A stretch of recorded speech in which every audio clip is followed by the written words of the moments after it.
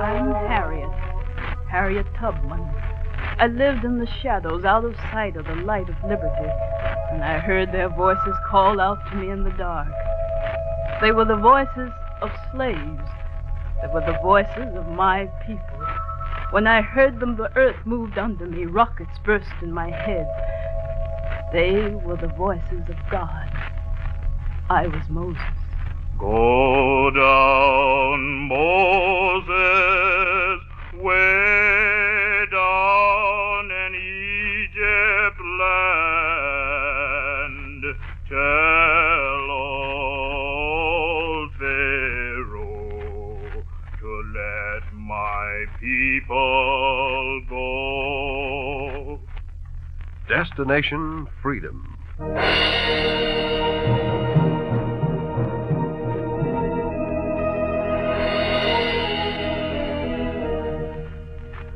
The Chicago Defender and station WMAQ bring you Destination Freedom, a special radio series dramatizing the great democratic traditions of the Negro people, interwoven in the pageant of history and a part of America's own Destination Freedom.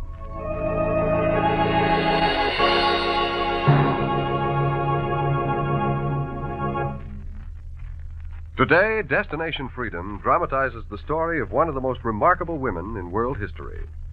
It is the story of Harriet Tubman, an American Moses, the liberator of 300 slaves, the fearless pilot of the pre-Civil War Underground Railway. Today, we tell of the early life of Harriet Tubman, the chapter entitled Railway to Freedom. Tell old Pharaoh to let my people go. The voices were still that day on a plantation in Maryland where I grew wild like a weed, one of 11 children, one of a dozen slaves. The voices were still, or I was asleep. But I woke up one day when I heard a slave sing a song. We were husking corn. I knew the song, but there was something in the way he sang it. I stopped husking corn and listened.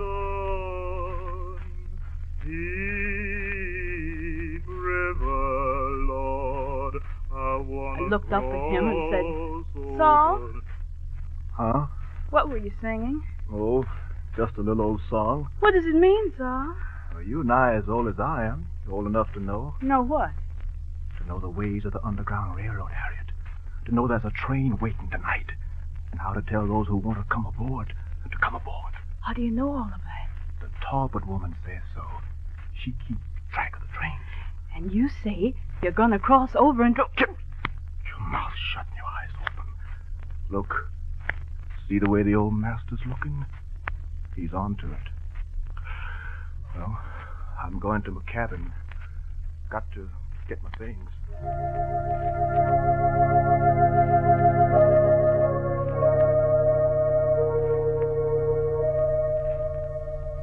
I kept my eyes open, wide. Saul walked to his cabin. The master followed him. I followed them both. And as I came to the cabin, I heard angry voices. I stood in the doorway and watched. Run away, will you? No. I'll teach you. Let go. You're choking me. Let me go. I'll kill you, that's what. I'll kill you. I know about your plot. I've watched you. Let me go. Saul broke away and ran out past me. The master came after him with an iron bar in his hand, and I stepped in the way. I blocked the door. Get out of my way, girl. Move or I'll crack your devilish head. I was afraid, but I wouldn't move. I saw him lift the iron bar, and then his hand struck down. Oh!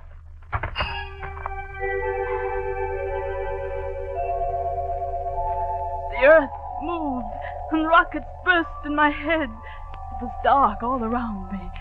I seemed to be lying in a dark river, dreaming that I heard my mother saying, Harriet, you're hurt. Lie back, child. Lie back. I dreamed I heard the master come in and say, She should be whipped and branded. She tried to block my way. Why can't she be peaceful like her brothers? I should have her whipped. She's a good child. She just followed her mind. She's a very good child. And I dreamed the master came in again and again to look at me. He had slave buyers with him, and he'd say, There she is, a girl in her prime. How much am I bid? How did that deep scar get in her head? I buy live slaves, not dead ones. Well, is she dead or alive? Of course she's alive. Next, how much am I bid? She lies there staring like she's in another world, like she's sleeping with her eyes open. I bid nothing.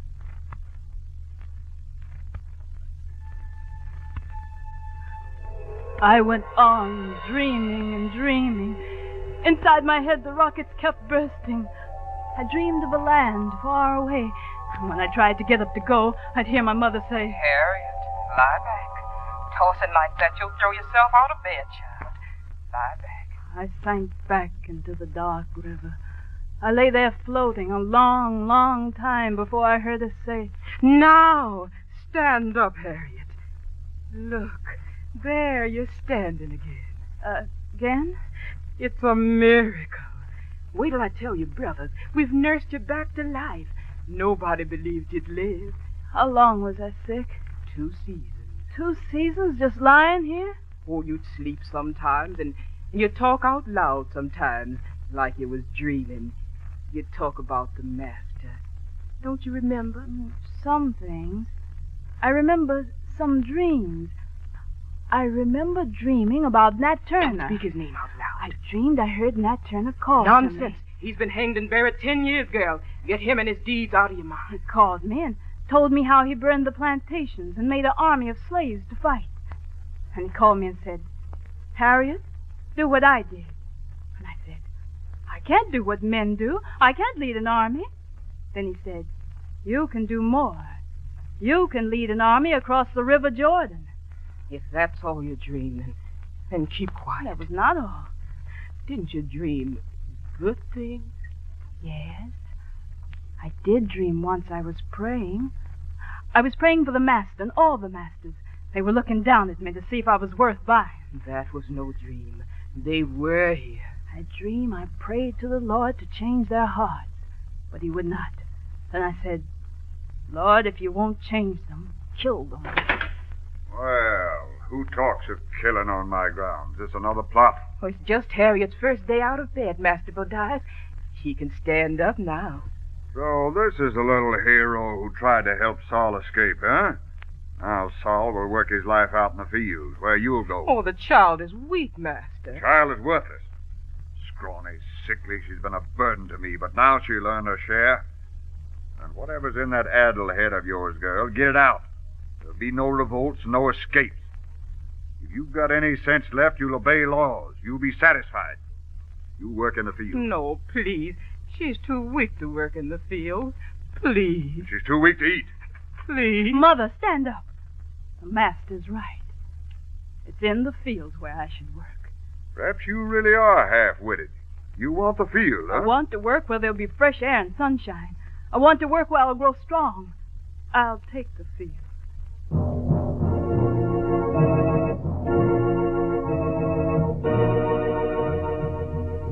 And I went into the fields.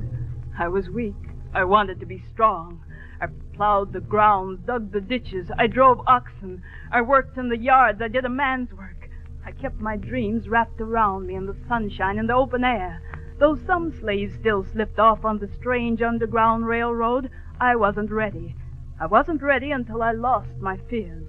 I lost them the day the master passed me and said, Well, I see you've done your work well, Harriet. Yes, I've worked. Uh-huh. And I can see why you're stronger than anyone else in the county now. In fact, I think you're strong enough to be sold to the Georgia rice fields. Yes, you should bring a right nice fee. Don't you think so? He didn't wait for my answer, but I thought, if I'm strong enough to bring a fee, I'm strong enough to be free. When night fell, I went to the cabin of my brothers, George and Louis. Fear was all around us. I whispered the plan to escape to them. I don't trust your plan, Harriet. They patrol day and night. Yesterday, 6 men were branded. Who's going to guide us? Saul told me about a woman named Talbert. She can give us money and help. You see, George, let Harriet free us. All right. We'll meet you in the North Woods whenever you say. But I don't like it. It's too risky.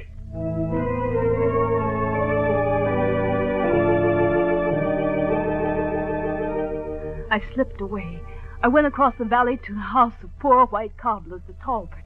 Mrs. Talbot saw me coming and motioned to me to stay in the yard. She went in her house and came out again with a letter in her hand. Here's some money. It's not much, but it's all I have. Take this letter to the next station. They'll help you from there. How far is it? It's near the border of a free state, Pennsylvania. It'll be a house with a cross on the door. Eileen, who you talking to? Nobody, Jed. Nobody. Just looking at the stars is all. It's my old man. He hates the slaves. They're the cause of us being poor, he says. Eileen, you getting mixed up in that underground business again? No, Jed, no. I'm coming. Hurry now. How'll I go? How'll I know the way? Just follow the North Star. Eileen! Eileen!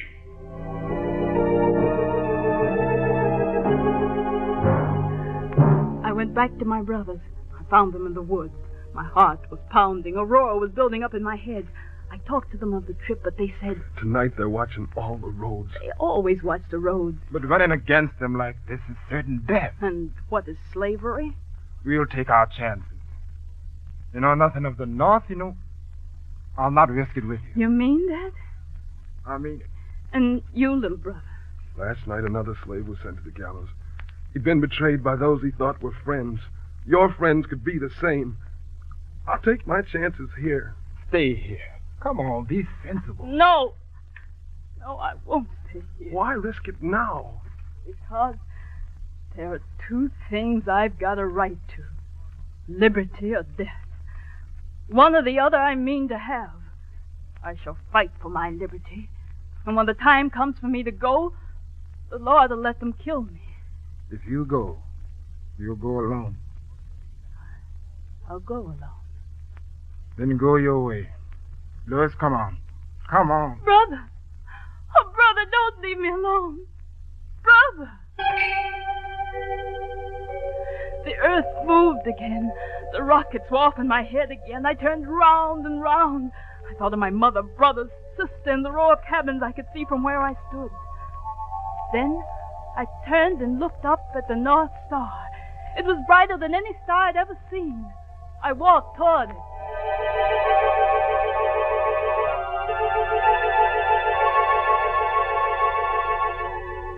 I made my way through the fields and forests, past villages and farms, past patrols and guards, sleeping in the open, in barns and under haystacks. My eyes watched the North Star until I came down into a valley. Then I saw it. I saw a block of houses, and on one there was a cross. I forgot the slave hunters and the patrols and broke into the open and ran toward it. Someone behind me shouted. Hey, you! Stop! Stop! A patrolman. He'd seen me. Stop or I'll shoot! I ran down into the valley toward the house. I heard the shots and stumbled. I got up and ran on until I lost sight of him. I reached the door, threw myself on it, and beat against it. Let me in! Please, let me in! The door opened, and I was inside. It seemed like a dream. I stretched out my hand, and a hand met mine. It was warm. Two strange faces looked into mine. One said, Levi, take her behind the door. The patrol's coming. You help the woman. Let me handle the patrol, Hannah. They'll be suspicious of you. They're coming. What will you tell them? I'll tell them the truth. Hannah, you can't let them take her back. Wait, woman. I live by my religion. They know that. I'll let them in and answer them. Well, man, do you have to tear my door down? I'm sorry, Madam Godman. A runaway slave came this way, trying to cross the state line, I reckon. I'm only doing my duty. And what do you expect me to do? Well, my men are searching the houses along this way. You want to search my house? Oh, no, you're a woman of God. You'll tell the truth. Have you seen a slave come this way? A slave? A slave. I've never seen a slave. You're at the wrong door. Thank you, Madam Godman. Thank you. You did it, Hannah. The Lord will forgive those who lie to save a life. I did not lie. But you told him... I told the truth. He asked if I'd seen a slave. The Lord says all men are brothers. In the eyes of God, there are no slaves. There are only men and women.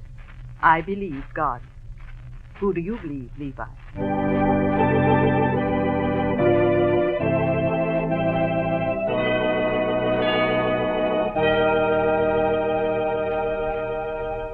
I believed I was in a new world. And when I was rested, my new friend said, No, you're not in free territory yet. This is just the first station on the Underground Railroad. Our stations stretch like spider webs. South, north, east. Puritans, Quakers, Negroes run them. You won't be on free ground till you go up the hill through the woods and cross the Pennsylvania line. From there, it's easy. No high sheriffs to hunt you down. Go where you please. Are you ready? To cross that line? Oh, I've been ready a long time. When night came, I slipped through the woods. I struck out toward the border. I walked through the woods until it came over me that, like in a dream, I had crossed the line. I had crossed the River Jordan. I was free.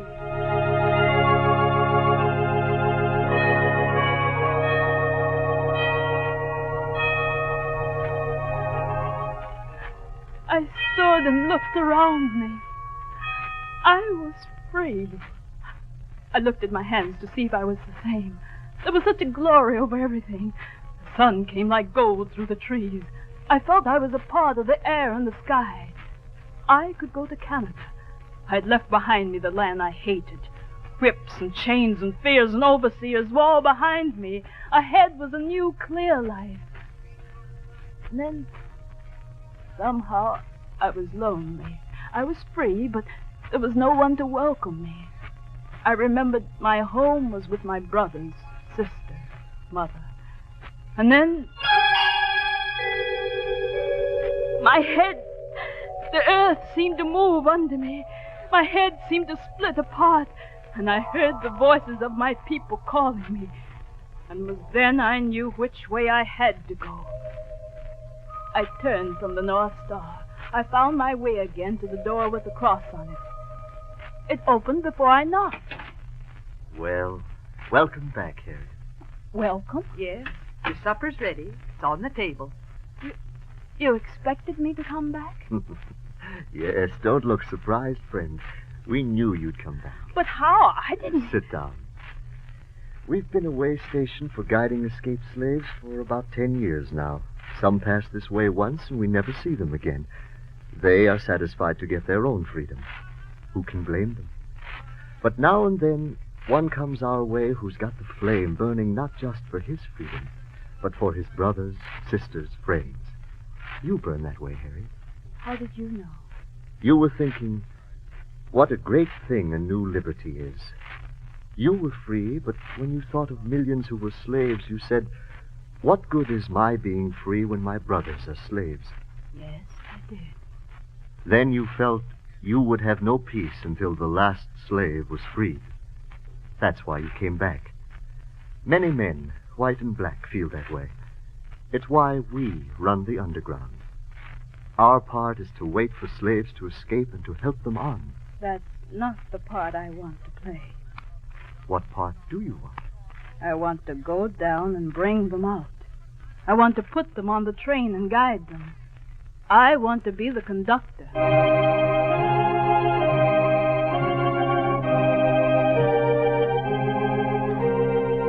And I went out to learn the ways of the underground. I met the abolitionists.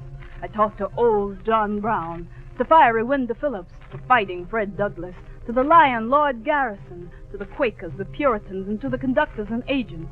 And some said... Lady, you want to know who to trust when you hit the trail guiding slaves to freedom. I'll tell you. Nobody who owns a slave. Nobody. I'll tell you how it is, Miss Tubman. The Southland is like a fortress with the guns turned inside against the people who live in it. If thee goes back too much, Miss Tubman, you'll never get out again.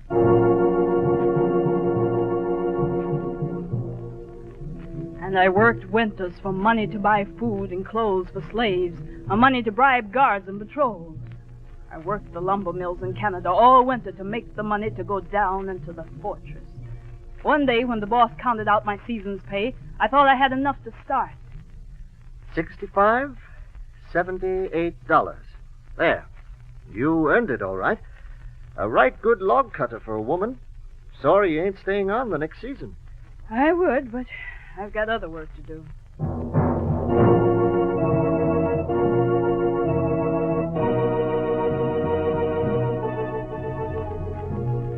I was ready to do my real job. I went down into the slave grounds. I gave the signals, planned the escapes. I talked with them, passed guns to them, planned outbreaks, and went deeper and deeper into the slave belt until my name seemed to spread before me.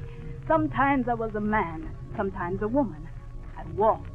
I rode horseback. I drove wagons and funeral cars. And once I took a train. Hey, you, where you think you're going? Me, sir? She look mighty like that there rebel slave Tubman. Speak up. Where's your master? Where you going? You can see by my ticket. I'm going south. No. South to Maryland. No, I see. No, she couldn't be Tubman. Now, would a rebel slave be heading south? No, sirree. All aboard. Let her roll.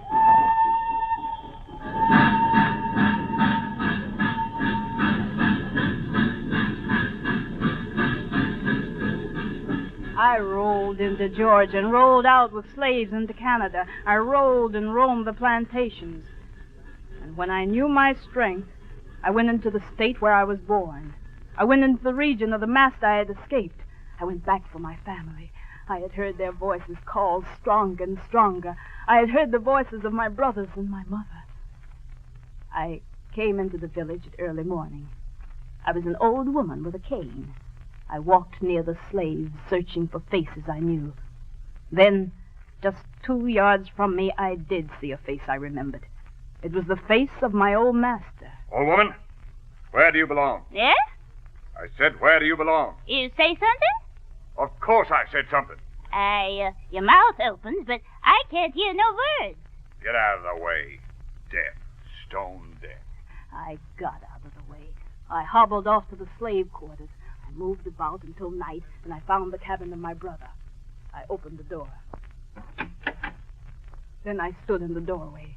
I could see Louis struggling to rise. He thought I was the overseer. Is it time for work already? What time is it? It's time to be free, Louis. What?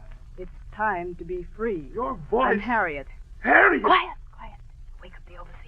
Where's Mother? Mother? Yes, where's Mother? She and our sister were sold. Where? To whom? I don't know. South. I did my best, Harriet. I couldn't help Never them. mind. Wherever they are, I'll find them.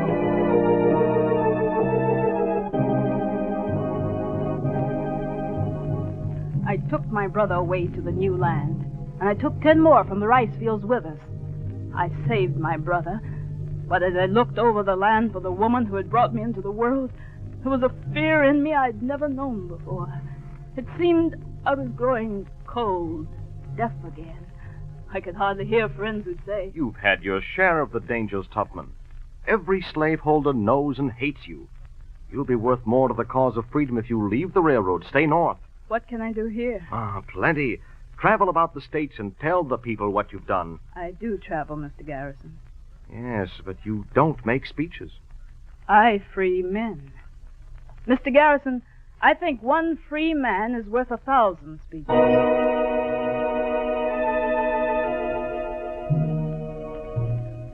I didn't say that the pressure on my head was almost too painful to bear. I knew being still would never stop it. I went down again into the armed camps. I went searching along the levees, the swamplands, looking among slave workers until I saw slaves marching from a mill. A guard was calling them on, and one came by, an old woman who looked older than I had ever pretended to be. She looked up into my face. It was my mother. Her lips parted. She said, Harriet, my child. All right, what's holding up the line there? Move on. Mother, I've come to get you. Don't talk, child. Don't talk. How will I tell you? Tell them. Sing. Don't talk. Just sing. Move on up there. Move on. The line passed. She was gone. I went through the men's quarters. I found Saul. Help me, Saul. I have the plans and the money. Help me to tell everyone who wants to come with us to slip away quietly. I can let them know. Go back to the river and wait. I'll sing. Those who understand, they'll come. That evening, Saul walked by the cabins, walked by the overseers and the guards, and he talked to the people. Steal away, steal away, steal away to Jesus. By nightfall, 19 had stolen away quietly to the riverbank. At night, we waded through the waters. We struck out for Canada. We dodged patrols. We climbed hills. We moved by day and slept by night. One was afraid and said, We'll never make it. Already they're catching up with us. The dogs will be on us. We crossed the river again. Once we fought off a patrol and escaped to the hills. Then one man fell behind. One man said to me, I'm not going any further. You're out of your head. I'm going back to live. I won't die out here. I had an answer. An old answer I'd used before on other trips. I put it against his head. But why do you point the gun at me, Harriet? You'll go on, or you'll die. Oh. Which is it? He went on. Night after night, clouds covered the North Star, and I felt the trees for the moss to tell our way. We trudged on, tired, hungry. My mother kept beside me, her head high. And then we broke through the forest and into the clearing. We crossed into Canada, and this time there were people to welcome us. Harriet, come over here. There were Levi and Hannah, and agents from the road. There were hundreds of freedmen I had brought out of the slave fields. Then I listened to their talk, and it seemed I had made my last trip. Sure you're going to stay home now, Harriet? I believe I will. I believe we can get another conductor. I believe I would like to rest. To rest and forget. But then my head seemed to roar again. I heard voices call. Oh, Harriet.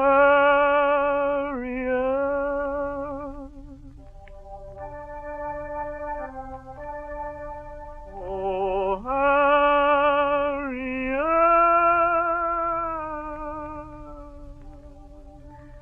The old blow on my head seemed to pain again. The earth moved, rockets burst in my head. I listened to the voices. They were the voices of slaves. They were the voices of my people. They were the voices of God. I was Moses. I answered them. Go down, Moses, way down in Egypt land. Tell old Pharaoh to let my people go.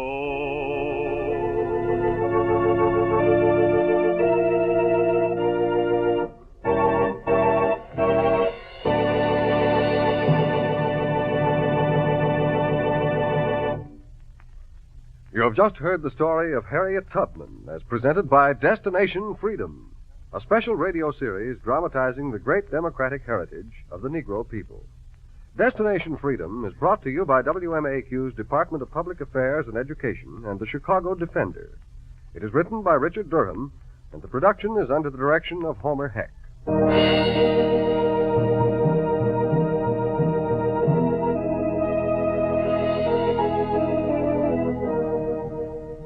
The role of Harriet Tubman was played by Wesley Tilton. The supporting cast included Hope Summers, Melva Williams, Maurice Copeland, Curly Ellison, George Kluge, Arthur McCoo, Charles Mountain, Cliff Norton, and Fred Pinkert. The singer was Greg Pascoe. Richard Shores composed the special music, which was played by Elwin Owen and Bobby Christian. This is Hugh Downs inviting you to be with us again next week for another in our series on the Negro in Democracy. Destination Freedom.